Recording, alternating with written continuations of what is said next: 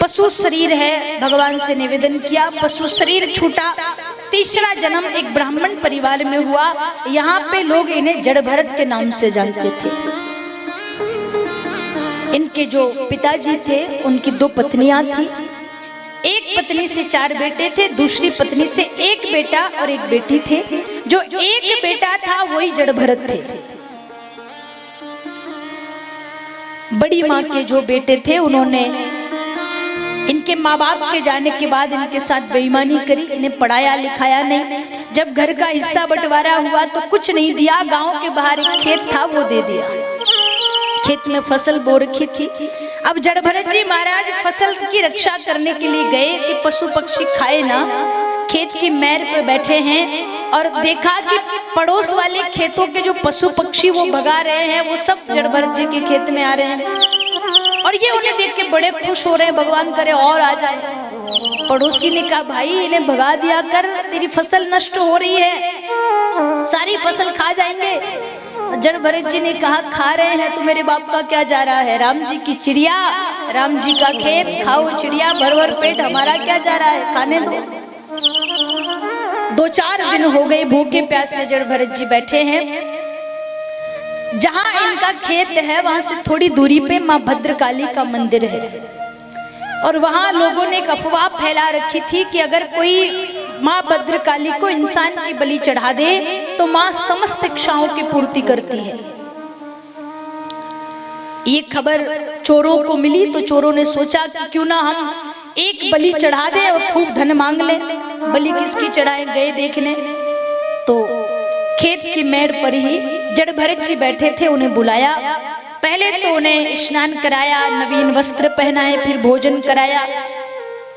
जड़ भरत जी ने कहा भाई आज कोई त्योहार है कि आप मुझे भोजन करा रहे हो, नए वस्त्र पहना रहे हो। चोरों ने कहा आज त्योहार नहीं है, आज हम तुम्हारी बलि चढ़ाएंगे। जड़ भरत जी इतने सीधे, बलि भी नहीं समझते बलि क्या है। जड़ भरत जी कहते तो भैया एक काम करना, मैं मेरे खेत पर ही रहता हूँ, आप रोज आ जाया करना, रोज मुझे नए नए वस्त्र पहनाना, रोज मुझे नवीन भोजन कराना और उसके बदले रोज मेरी बलि चढ़ा दिया करना। चोरों को लगा ये भी अच्छा है कि ये बलि नहीं समझता। लेकर के गए माँ भद्रकाली के सामने जाके खड़े किए और कहा कि अभी माँ भद्रकाली हमें दर्शन देने आएगी, आप आंखें बंद करो, गर्दन झुकाओ, हाथ जोड़ करके खड़े हो जाओ। जड़ भरत जी को पूरा विश्वास हो गया माँ प्रकट होगी और जहां विश्वास है वहीं तो भगवान है। पूरे भाव के साथ आंखें बंद कर ली, सर झुका लिया, हाथ जोड़ लिए और बस इंतजार है कि माँ भद्रकाली प्रकट होगी। जैसे ही बलि चढ़ाने के लिए एक व्यक्ति ने तलवार उठाई, जड़ भरत जी की गर्दन पर रखी, जोर का शंखनाद हुआ और माँ भद्रकाली अष्टभुजाधारी रूप धारण करके प्रकट हो गई। माँ भद्रकाली ने समस्त दुष्टों का विनाश किया।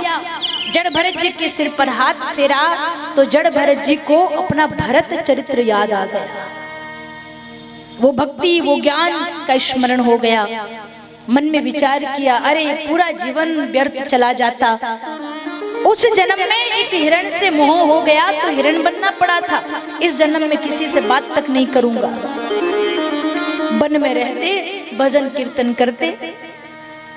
एक दिन एक रहुगण नाम का राजा पालकी में बैठ के अपने गुरुजी से मिलने जा रहा था। 4 पालकी चालक हैं, 4 लोग हैं जिन्होंने कंधे पे पालकी रखी है।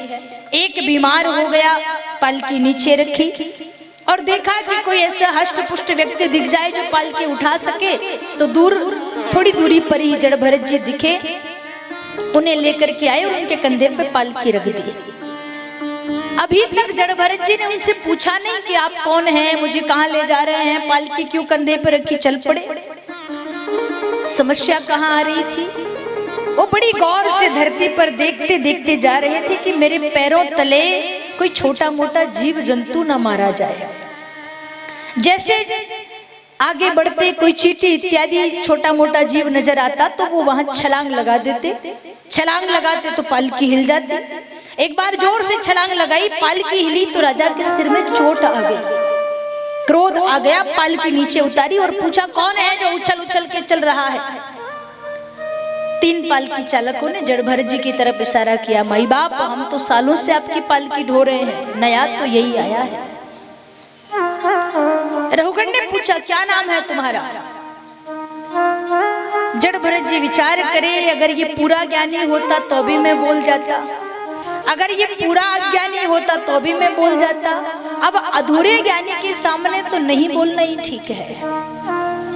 मौन है। बार बार रघुगण पूछ रहा है, नाम बता कौन है तू? जड़ भरत जी कहते, राजन मैं कौन हूं यही खोज करने के लिए तो मैं मौन हूं। कभी कभी हमें भी शांत रह करके ये सोचना चाहिए कि मैं हूं कौन। नाम माता पिता ने रख दिया, किसी का नाम रख दिया गंगाबाई, या कोई गंगाबाई बैठी हो तो बुरा मत मानना हो। गंगाबाई नाम रख दिया तो क्या वो गंगा मैया बन गई? कोई पूछे आप कौन? अरे मैं गंगाबाई। कहां से आई? यही पास से। गांव का नाम बता देगी तो वो गांव भी तुम्हारा नहीं है। नाम रख दिया गंगाबाई तो वो नाम भी तुम्हारा नहीं है। नाम रख दिया कोई बात नहीं, कम से कम गुणी गंगा जैसे हो। किसी का नाम रख दो गंगाबाई और वो गंगाबाई किसी को एक गिलास पानी तक ना पिलाए तो काई की गंगा। किसी का नाम रख दो शांतिबाई और घर में पूरे समय महाभारत मचा के रखे तो काई की शांति। तो नाम से कुछ नहीं है, नाम वो दूसरों ने दिया है। मैं कौन हूं ये शरीर की पहचान नहीं है, मैं कौन हूं ये आत्मा की पहचान है। कभी नेत्र बंद करके मौन होकर के जरा सोचे तो सही कि मैं हूं कौन, क्यों आया हूं, कहां जाना है। अगर हमें लगता है कि बस धन कमा के पेट भरना ही हमारा कर्म है तो पेट तो उनका भी भरता है जो काम नहीं करते हैं। पशु पक्षी भी भूखे नहीं सोते। हमारा धर्म क्या है, हमारा कर्म क्या है, हमारा कर्तव्य क्या है, कभी आंखें बंद करके सोचना।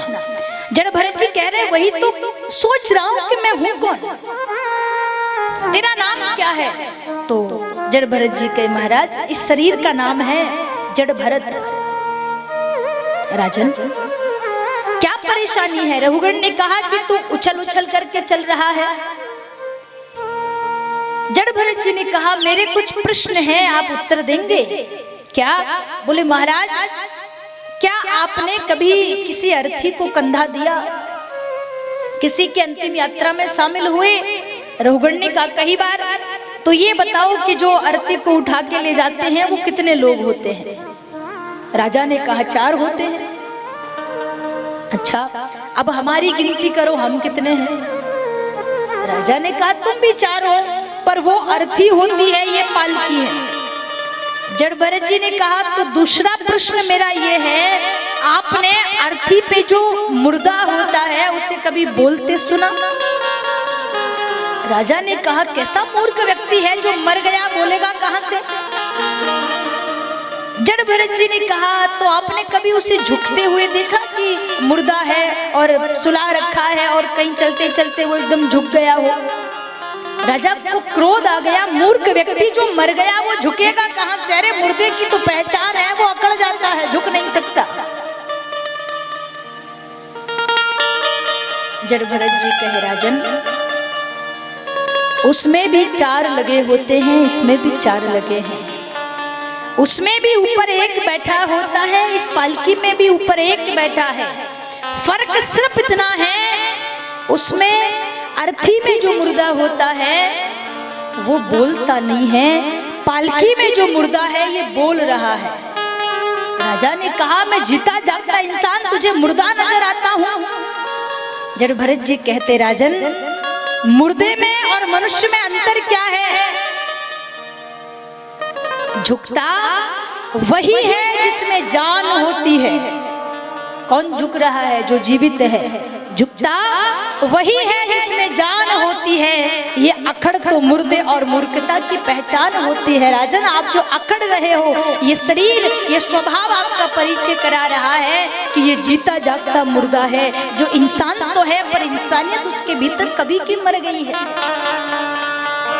आपसे भी निवेदन करूं जब तक सांसें चल रही है झुक जाओ, मरने के बाद बेटा बेटी जो फोटो बनवाएंगे ना, जो तस्वीर बनवाएंगे, उसके सामने कितना ही भोग लगाएंगे, फिर आप खा नहीं सकते, खाने के लिए झुक नहीं सकते।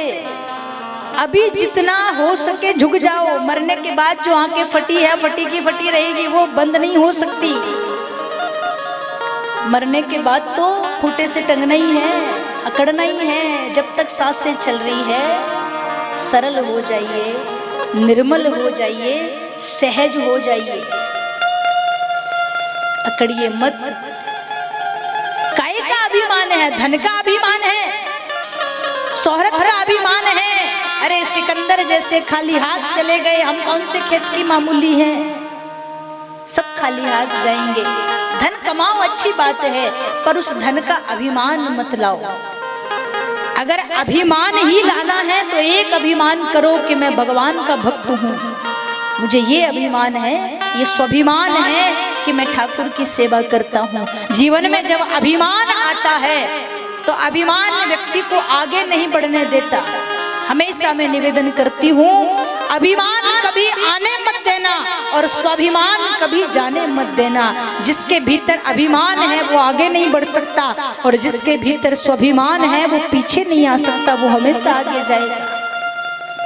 भले धन ना हो, स्वाभिमान के साथ जिया जाए। आज जब जड़ भरत जी ने कहा, राजन ये जो सांसें चल रही है ना, इनका कोई भरोसा नहीं है, कब रुक जाए चलते चलते। ये जो जोत जल रही है ना, ये जो धड़कन चल रही है, इसका भरोसा नहीं है कब बुझ जाए चलते चलते।